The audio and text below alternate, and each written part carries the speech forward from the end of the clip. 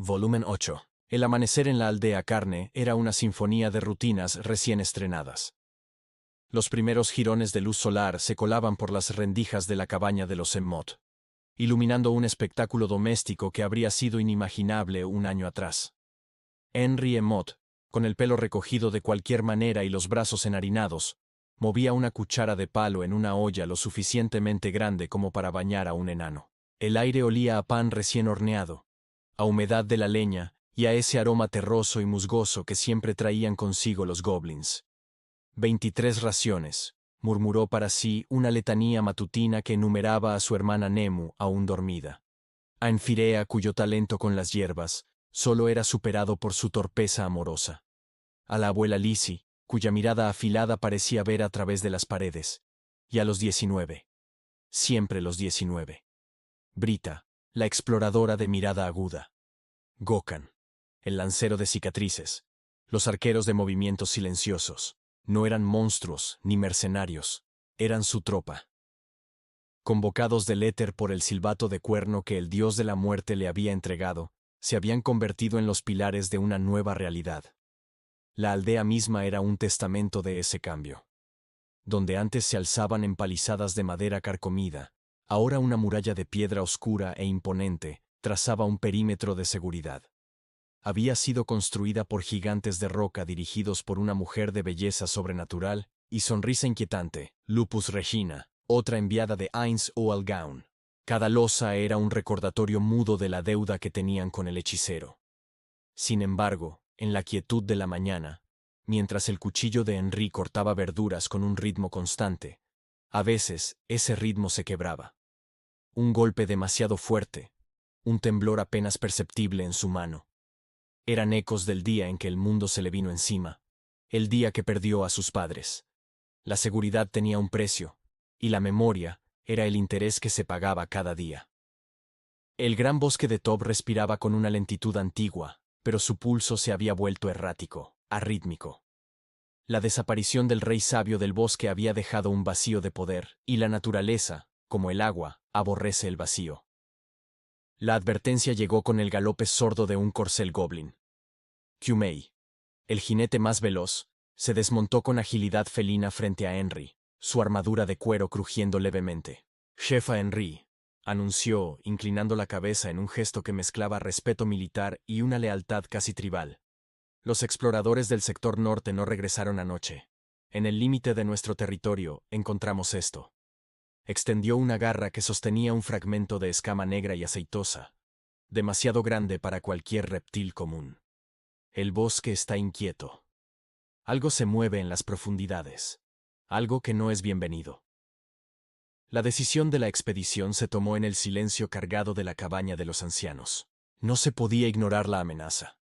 Henry, con la autoridad que aún le sentía ajena, decidió liderarla. Nefirea vendrá por las hierbas luna plateada. Son vitales para sus pociones. La tropa nos escoltará.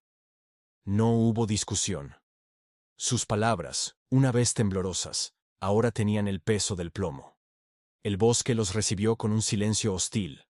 El zumbido de insectos y los trinos de los pájaros, la banda sonora habitual de la espesura, habían sido reemplazados por un vacío acústico que erizaba la piel. Fue en este manto de silencio donde encontraron a Agu, un niño goblin de grandes ojos verdes, acorralado contra un roble antiguo por una bestia de pesadilla. Un Barghest, del tamaño de un lobo grande, babeaba un ácido que humeaba al contacto con la corteza del árbol. Sin pensarlo, los instintos que había ido puliendo tomaron el control.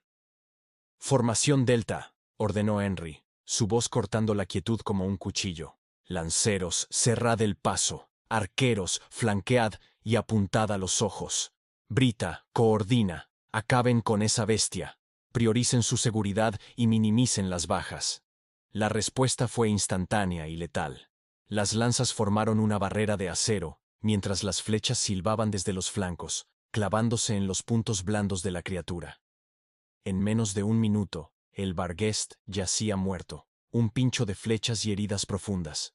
Agu, temblando como una hoja, se aferró a la pierna de Henry. «El rey de las ruinas ha despertado», sollozó, sus palabras entrecortadas por el pánico. En el norte lejano, Gu, el gigante del este, y Riurarius, la serpiente demoníaca del oeste, han jurado detenerlo. Pero no tienen suficiente ejército. Reclutan a la fuerza. A los que se niegan, se los comen. Sus ojos, llenos de un terror ancestral, miraron a Henry. Vinieron por nuestra tribu. Solo yo escapé. La ciudad de Errantel se alzaba como una montaña de piedra y orden. Un mundo alienígena para la joven líder aldeana. Henry, con su mejor vestido, aún simple y remendado, se sintió diminuta bajo la sombra de sus murallas. Pero llevaba consigo la responsabilidad de su gente, y eso era una armadura más fuerte que el adamantita. La crisis estalló en la puerta principal. El arco de detección mágica, un marco de piedra rúnica, emitió un pitido agudo y sostenido cuando Henry pasó bajo él. El lanzador de conjuros de la guardia, un hombre de rostro severo y túnica azul celeste, alzó una mano autoritaria. «Alto. Ese objeto que llevas en el cinto, muchacha, irradia un nivel de poder arcano, inapropiado para una campesina. Explica su procedencia». Los guardias flanqueantes bajaron sus lanzas, sus yelmos ocultando expresiones que Henry solo podía imaginar como hostiles. El pánico, frío y familiar, comenzó a trepar por su espina dorsal. ¿Cómo explicar el cuerno del General Goblin? ¿Mencionar a Ains? ¿Sonaría como la delirante historia de una loca? Justo cuando las lágrimas de frustración empezaban a nublar su visión, una sombra se cernió sobre ella, bloqueando el sol. Yo respondo por ella. La voz era un trueno contenido, una vibración que se sentía en el pecho. Momón, el héroe oscuro, estaba allí. Su armadura negra absorbía la luz, y su yelmo sin rostro era más elocuente que cualquier expresión. Su mera presencia hizo que la plaza entera contuviera la respiración. Lord Momón, farfulló el lanzador de conjuros, inclinándose en una reverencia instantánea. Disculpe, no sabíamos.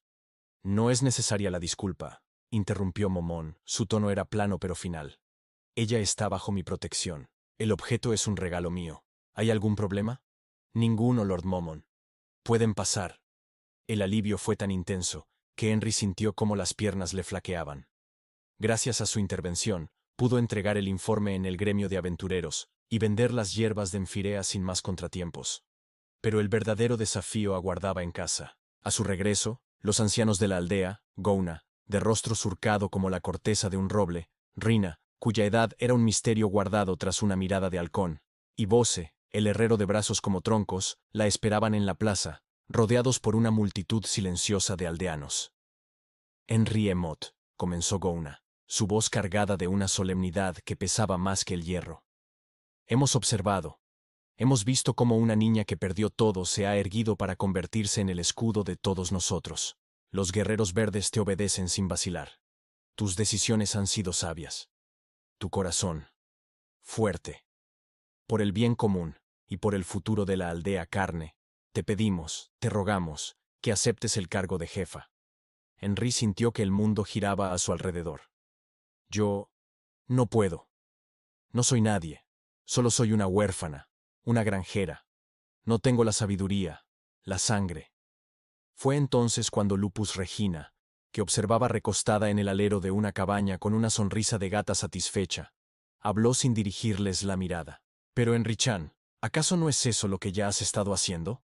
Ser jefa es solo ponerle un nombre bonito al trabajo que ya haces. Enfirea, que había permanecido a su lado en silencio, tomó su mano.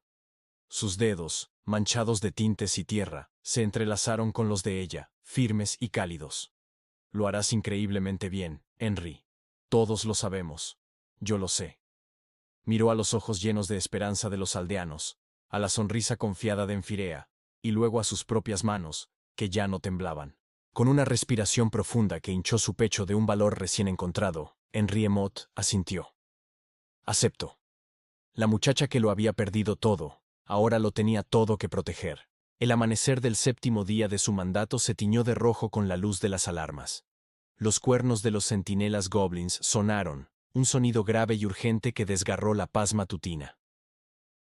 ¡Invasión!, gritó Brita, apareciendo en la puerta de la cabaña de Henry con el rostro tenso. Una horda mixta, ogros, trolls, hobgoblins renegados, avanza desde el este. Son al menos 50. Henry, que acababa de ponerse el delantal, se lo quitó con un movimiento brusco. Su mente, antes nublada por el sueño, se aclaró instantáneamente, trazando líneas de defensa como si estudiara un mapa. Brita, despliega a los arqueros en las murallas norte y este. Gokhan, forma una falange con los lanceros en la entrada principal. Todos los civiles a los refugios subterráneos. Ahora, ¿cómo practicamos? Mientras la batalla principal estallaba en la entrada, un crescendo de gritos bestiales, choque de metal y el silbido de flechas, una amenaza más insidiosa, aprovechó un flanco desprotegido. Un troll solitario, más astuto que sus congéneres, había utilizado un antiguo túnel de drenaje natural que los defensores desconocían, emergiendo con un gruñido triunfal en el corazón mismo de la aldea, justo frente al granero. Henry y Enfirea guiaban a un grupo de ancianos y niños hacia el refugio principal, cuando la bestia de piel verde y dientes amarillos bloqueó su camino, su aliento fétido inundando el callejón. ¡Por aquí!, gritó Henry, desviándose hacia un pasaje estrecho entre dos cabañas. Pero el troll, con su persistencia animal, los siguió, su masa muscular destrozando un carretón de heno con un golpe casual. Enfirea, con una calma que contrastaba brutalmente con el pánico del momento, sacó varias ampollas de su bolsa de cuero. Esto podría confundirlo, dijo, y arrojó las pociones al suelo. Una nube de vapor espeso y de olor acre, a pimienta y hierbas podridas, se expandió rápidamente. La estrategia funcionó, por unos preciosos minutos. El troll resopló, confundido, olfateando el aire con frustración creciente. Pero pronto, su hambre primitiva venció a la confusión, y redobló su persecución, más enfurecido que nunca. Corrieron hasta quedar acorralados contra la sólida pared posterior del granero. No había salida. El troll avanzó lentamente, saboreando su inevitable victoria, su garrote de madera nudosa levantándose para el golpe final. Fue entonces cuando Enfirea se detuvo. Se volvió, dándole la espalda a la bestia para mirar a Henry una última vez. «Henry», dijo. Su voz era sorprendentemente serena, un oasis de paz en medio del caos. «Cuando te dé la oportunidad, corre. Lleva a los demás a seguridad. Por la retaguardia de la herrería». «No, no te dejaré». «Te amo, Henry Emot», confesó, y su sonrisa era triste pero resuelta. «Desde el primer día que te vi, herida y asustada en esa camilla, supe que haría cualquier cosa por verte sonreír». Desenvainó su espada corta, una hoja de farmacéutico, fina y elegante, pero completamente inadecuada para enfrentar a un troll. Y se plantó entre Henry y la muerte, preparado para un sacrificio que ambos sabían sería en vano. El troll rugió y descargó su garrote. Henry cerró los ojos, incapaz de presenciar la destrucción de su futuro. Pero el impacto atronador nunca llegó. En su lugar, un sonido metálico y claro, como una campanilla, llenó el aire. «Owi, Nfirea Chan, casi arruinas tu linda cara». Lupus Regina estaba allí. No había aparecido. Simplemente estaba, como si el espacio mismo se hubiera reordenado para acomodar su presencia. Con un solo dedo índice extendido, detenía el enorme garrote del troll que habría reducido a Enfirea a una mancha sanguinolenta en la pared. La bestia miró con estupidez su arma inmovilizada. Luego rugió de furia impotente. «No es de buena educación interrumpir una confesión de amor tan bonita», canturreó Lupus Regina, y con un movimiento que el ojo no podía seguir, golpeó al troll justo debajo del esternón. La criatura de 3 metros de altura y media tonelada de peso se dobló como un muñeco de trapo, los ojos en blanco, y colapsó en el suelo con un sonido sordo. En ese mismo instante, un jinete goblin llegó galopando. Victoria en la puerta principal. La horda ha sido repelida. Bajas mínimas. Entre los escombros humeantes y el alivio que la dejó sin aliento. Henry y Enfirea se abrazaron, sus cuerpos temblando, sus lágrimas mezclándose, mientras a su alrededor, la aldea entera estallaba en gritos de alegría y supervivencia. En las profundidades donde la luz del sol jamás llegaba, en la cámara personal de Ains Walgaun, comenzaba otro día de gobierno. El ritual matutino era peculiar, incluso para los estándares de Nazarick. Un baño en una piscina de slimes vivientes que se deslizaban entre sus huesos, limpiando meticulosamente cada centímetro de su frame esquelético. Hoy, anunció Ainz mientras las slimes trabajaban, he decidido invitar a los guardianes varones a los baños termales del 9º piso. Un gesto de camaradería. La idea parecía simple, pero en Nazarick nada era sencillo. Demiurge, al recibir el mensaje a través de un imp, arqueó una ceja detrás de sus gafas. El señor Ainz desea nuestra compañía en los baños. Esto debe ser una prueba, una evaluación de nuestra lealtad o perhaps una metáfora sobre la pureza de nuestros compromisos. Envió a su sirviente personal con instrucciones específicas para Mare, quien se encontraba en el 6º piso, catalogando nuevas especies de hongos. El señor Ainz te invita a los baños, dijo el sirviente. Pero el Lord Demiurge sugiere discreción. No informes a tu hermana. Mare parpadeó, confundido. Pero... Aura siempre va conmigo a todas partes. Es una orden directa del Lord Demiurge. Así comenzó la misión absurda de Mare. Encontrar a Cocytus sin que Aura se enterara, mientras mentía a su hermana gemela por primera vez en su existencia. Mare, después de una búsqueda que sintió como una eternidad, finalmente localizó a Cocytus en la aldea de los hombres lagarto. El guardián del 5º piso, con su imponente cuerpo de insecto guerrero, supervisaba la expansión de las defensas, dando instrucciones precisas con sus 4 brazos, mientras un grupo de hombres lagarto transportaba troncos gigantescos. Lord Cocytus, tartamudeó Mare, esquivando un charco de lodo. El señor Ainz nos ha invitado a los baños termales. Cocytus dejó de dar instrucciones. Sus grandes ojos compuestos se fijaron en Mare, y un chasquido de aprobación surgió de sus mandíbulas.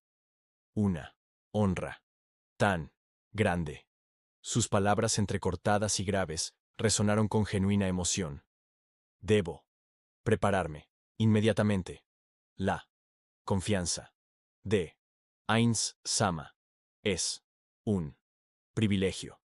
De regreso en las profundidades de Nazarick, Mare entregó las respuestas a Ainz en su oficina personal, una estancia lúgubre y vasta donde Albedo, la guardián Subma, revisaba una pila de documentos administrativos con una eficiencia aterradora.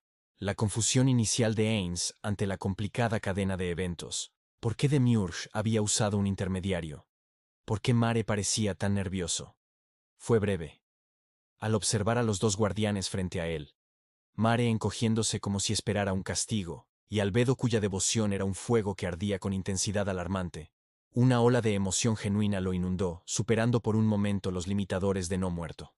Estas criaturas, estos seres de poder y belleza sobrenatural, eran el último y más preciado legado de sus amigos. Cada línea de código, cada detalle de su diseño, contenía un fragmento del alma de los 41 Supremos. Eran pedazos vivientes de un mundo perdido, de unos camaradas a los que jamás volvería a ver. Todos ustedes, dijo Ainz, y su voz, por una vez, carecía de la frialdad habitual, adoptando un tono casi paternal. Son mis tesoros más preciados. El legado vivo de mis camaradas, el recordatorio de por qué debo hacer de este mundo un lugar digno de Nazarick. Fue un error de cálculo catastrófico, un fallo en su comprensión de la psique alterada de Albedo. Las palabras actuaron en ella como una chispa en un barril de pólvora. Sus ojos, normalmente llenos de una adoración controlada, se dilataron hasta mostrar el blanco alrededor del iris. Su respiración se convirtió en jadeos entrecortados. «¡Ainz Sama!», gritó, una mezcla de éxtasis y desesperación en su voz.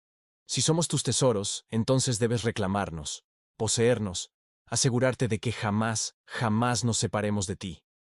Déjame ser verdaderamente tuya, en cuerpo y alma».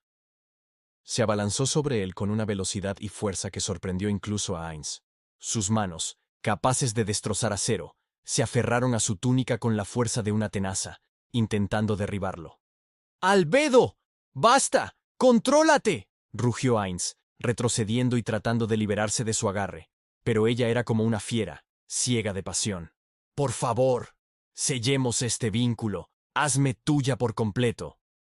Fue necesaria la intervención de Mare, que lanzó un hechizo de inmovilización de bajo nivel, y 3 asesinos de 8 filas, que emergieron de las sombras, para separar a la guardián Subma de su señor. La escena era caótica, indigna de la solemne majestad de la sala del trono. «Albedo», dijo Ainz, una vez recuperada su compostura, aunque su voz aún temblaba ligeramente con la conmoción. «Tu conducta ha sido inaceptable. 3 días de confinamiento solitario en tus aposentos. Reflexiona sobre el significado de la lealtad y el autocontrol». El precio de una expresión emocional genuina en Nazarick, aparentemente, era el caos desatado. La visita rutinaria de Ainz a Rantel, bajo la identidad de Momón, tomó un giro inesperado cuando su mirada se cruzó con una figura familiar en el atestado gremio de aventureros. Henri Mott, la chica aldeana a la que había salvado de una muerte segura, estaba allí, pero ya no era la criatura asustadiza de antaño. Sostenía la cabeza en alto, y hablaba con el recepcionista con una firmeza que delataba una autoridad recién adquirida. Presentaba un informe formal sobre actividades anómalas y hostiles en el gran bosque de Tob. La curiosidad y una punzada de algo que podía ser responsabilidad lo llevaron a investigar discretamente. Lo que descubrió lo alarmó profundamente. 2 señores de la guerra demoníacos, un gigante y una serpiente, estaban desestabilizando la región, y lo que era peor, su aldea, la aldea que había puesto bajo su protección personal, estaba directamente en la línea de fuego. ¿Por qué no había sido informado? De regreso en la impenetrable seguridad de Nazarick, convocó a Lupus Regina a la sala del trono. La doncella de batalla llegó con su andar balanceante y su sonrisa perpetua. «Lupus Regina», comenzó Ainz. Su tono era gélido, haciendo que los ecos se congelaran en el aire. «¿Por qué razón no fui informado sobre la situación de peligro inminente en la aldea Carne?» «Bueno, Ainz Sama», respondió ella, jugueteando con su cola. «La verdad es que no parecía para tanto. Los goblins son bastante fuertes, y yo estaba vigilando de cerca. Además, Enfirea-chan e Henry-chan están hechos un gran equipo. Pensé que podrían manejarlo». «Tu evaluación es irrelevante», lo cortó Ainz, y la frialdad de su voz hizo que hasta la despreocupada doncella se estremeciera ligeramente. «Escúchame bien. Tu prioridad número 1, tu orden absoluta, es la seguridad de Enfirea Bareare. Su talento único para utilizar cualquier objeto mágico lo convierte en un activo estratégico de valor incalculable para el futuro de Nazarick. Luego, y solo luego, la seguridad de Henry Mott y Lizzie Bareare. ¿He sido suficientemente claro?» Lupus Regina se inclinó profundamente, su sonrisa por primera vez seria. «Sí, Ainz Sama, perfectamente claro». Pero Ainz sabía que las reprimendas no bastaban. Los problemas se resuelven de raíz. «Aura», llamó, y la guardiana del 6º piso, vibrante y enérgica, apareció a su lado en un instante, su lazo negro ondeando. «Acompáñame. Vamos a resolver este asunto personalmente».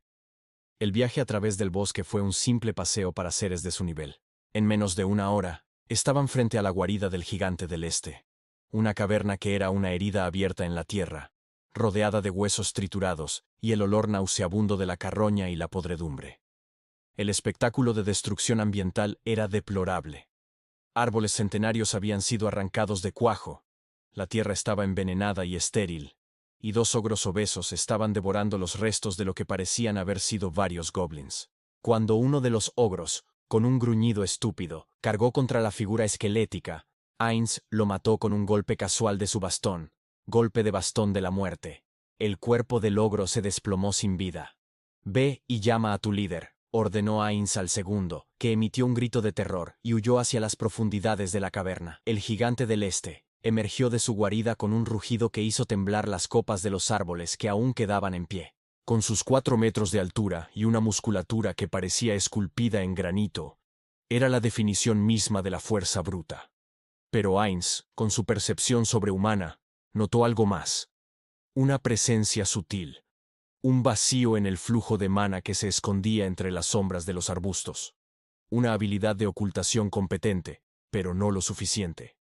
«Riurarius», dijo Ainz, girando lentamente su cráneo hacia la nada aparente. «Sé que estás observando. Deja de jugar al escondite y muestra tu verdadera forma». La serpiente demoníaca del oeste se materializó con elegancia mortífera. Su cuerpo serpentino y escamoso, deslizándose sin hacer ruido. Sus ojos de reptil, fríos y calculadores, evaluaron la situación con una inteligencia que Gu claramente no poseía, midiendo la abismal diferencia de poder. Ainz les ofreció los términos más simples y brutales posibles. Solo hay dos opciones. Obedezcan a Nazarik incondicionalmente y vivirán. Opónganse, o incluso duden, y morirán en este instante. Riurarius inclinó su cabeza en un gesto de sumisión inmediata. La lógica era inescapable. Es un honor indescriptible servir a un ser de su magnitud, gran hechicero. La serpiente demoníaca del oeste y sus huestes están a su entera disposición. Pero Gu era un títere de su propia arrogancia y estupidez. Gu no sirve a nadie. Gu es el rey de este bosque. Gu aplastará a Esqueleto Parlante. Ainz no desperdició más aliento en explicaciones. Simplemente activó su aura de desesperación Pi. El efecto fue instantáneo, silencioso y absoluto. Gu, con su boca aún abierta en un grito de desafío. Sus ogros leales, sus trolls brutales, cada criatura viva dentro del radio del aura, excepto Riurarius, que se había apartado con previsión, colapsó simultáneamente como marionetas con las cuerdas cortadas. Sus vidas fueron extinguidas sin esfuerzo, sin drama, por el mero hecho de que Ainz Ulgaun existiera cerca de ellos. No hubo lucha, no hubo héroe que se alzara, solo la aplicación fría e impersonal de un poder que trascendía su comprensión. Riurarius, que había presenciado la aniquilación instantánea de su aliado y su ejército, se postró en el suelo, su cuerpo temblando con un terror que iba más allá del miedo físico. Juro lealtad eterna e inquebrantable a Nazarik y a su soberano, el gran Ainz Oalgaun, susurró. Su voz era un hilo de sumisión total. Bien, dijo Ainz, como si acabara de dar una orden trivial. Ahora, sobre ese ataque planeado contra la aldea Carne, vamos a hacer algunos ajustes. Tu nuevo rol será el de una amenaza controlada. La invitación llegó a través de Lupus Regina, quien apareció en la cabaña de los Emot con su sonrisa característica. Ainz Sama los invita a cenar en Nazarik para celebrar el éxito de la poción púrpura. El viaje fue en sí mismo una experiencia surrealista. Un armario en la cabaña de Enfirea resultó ser un portal que los transportó directamente a los pasillos de la gran tumba. Atravesaron un corredor infinitamente alto, flanqueado por filas de doncellas homúnculo de belleza perfecta e idéntica, cada una inclinándose en perfecta sincronización a su paso. Al final del camino, bajo la luz de arañas cristalinas que colgaban de un techo invisible en la oscuridad, estaba Ainz Oalgaun. Su mera presencia llenaba la sala, una figura de oscuridad absoluta y poder incalculable. La cena fue un despliegue de opulencia que superaba cualquier cosa que Enri, Enfirea o Nemu pudieran haber imaginado.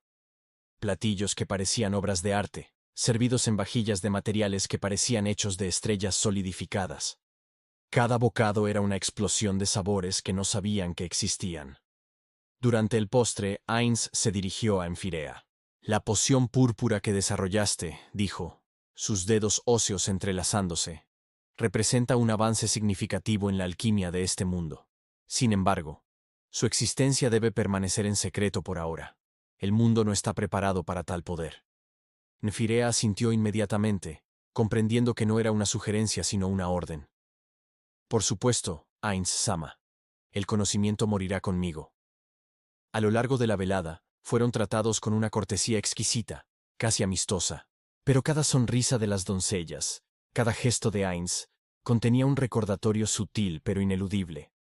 Estaban sentados a la mesa de un dios, y su favor era tan caprichoso como peligroso.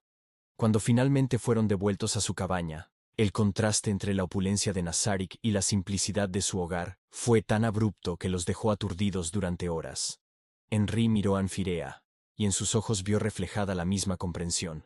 Su destino estaba ahora irrevocablemente entrelazado con el del rey hechicero, para bien o para mal. Mientras tanto, en las profundidades de Nazarik, Ainz contemplaba el éxito de la velada. Había protegido un activo valioso, había eliminado una amenaza potencial y había fortalecido los lazos con sus súbditos humanos. Sin embargo, una inquietud persistía en su mente. La línea entre la compasión genuina y el cálculo político se volvía más borrosa con cada decisión que tomaba.